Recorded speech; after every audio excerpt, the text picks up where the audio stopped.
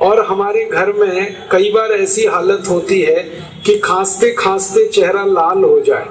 ऐसी खांसी में बहुत अच्छी दवा है, आधा चम्मच अदरक का रस लीजिए, आधा चम्मच पान का रस लीजिए, पान जो हम खाते हैं, और आधा चम्मच शहद। ये तीनों को हल्का गर्म करके ले लीजिए तो खतरनाक खांसी बहुत जल्दी ठीक होती है।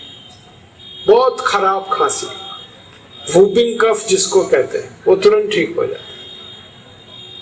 और एक खांसी की दवा है, अनार के रस को गर्म करके पीना, ये खांसी को बहुत जल्दी ठीक करता है। और एक अच्छी दवा है, अमरूद है ना, अमरूद, इसको गर्म करके खाना, ये तुरंत खांसी को ठीक करता है।